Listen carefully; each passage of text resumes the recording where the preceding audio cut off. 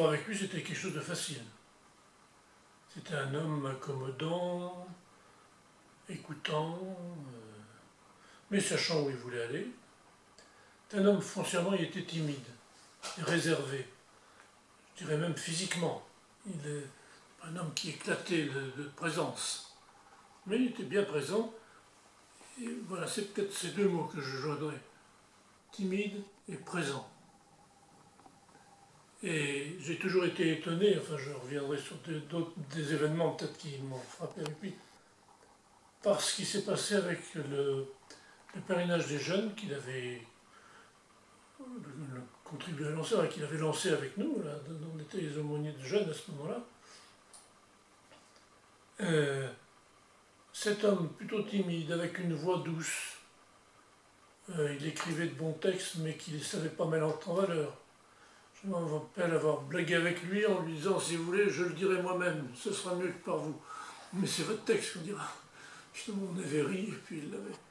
Mais je pense à tous ces jeunes, s'ils sont amis de jeunes, capables de l'écouter, après une marche, après tout ce que comporte un pèlerinage de jeunes à Lourdes, et de demander son texte. Ils voulaient son texte, parce qu'ils étaient bons. Ils avaient senti que quelque chose leur parlait. C'est ce mélange de présence, et puis il était très présent pour les jeunes.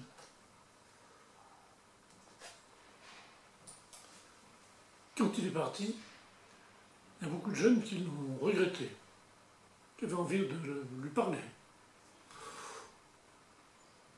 Pas forcément pour dessiner des choses extraordinaires, pour lui parler. Voilà, alors, il a rempli son temps de travail et d'engagement. Je sais que c'est une confidence qu'il m'a fait une fois.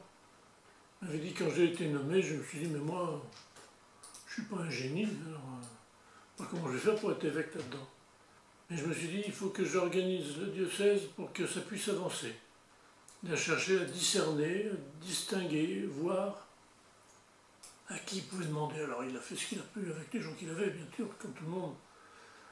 Mais je crois que c'est ça qui a été son travail. Être évêque, ça a été mettre en valeur le diocèse et les éléments du diocèse sur lesquels il pouvait s'appuyer. C'est un homme qui ne s'est jamais fermé avec les uns ou les autres. Il avait ses pensées, mais toujours capable d'accueillir. Il a marqué finalement le diocèse. C'était une période où on sortait du concile d'une part, puis après le concile, du temps de Monseigneur qui est retraite, qui avait été du temps des départs de prêtres, 68, et puis les années qui ont suivi. Et lui a suivi sans faire de bruit, il a continué ce travail, et il a essayé d'accompagner les gens, en reconnaissant le travail qu'il faisait, même s'il avait des nuances. Mais il ne les disait pas forcément du premier coup. Il attendait un petit peu pour les exprimer. Et à travers ça, il était présent. Il était présent, mais je pense à des choses pour lesquelles il n'a pas fait de pastorale particulière parce que ce n'était pas son charisme. Mais je ne crois pas que pendant qu'il était évêque, il ait manqué un seul 1er janvier où il n'ait pas été dîner chez les gitans, avec l'aumônier de l'époque. On savait que le 1er janvier était dans le monde des gens du voyage. Alors, il y était avec l'aumônier, parce que lui avait moins de facilité peut-être pour... Mais il a toujours été très proche des gens, des petites gens, des gens moyens. Voilà, je crois qu'il a été, oui, très proche des uns et des autres.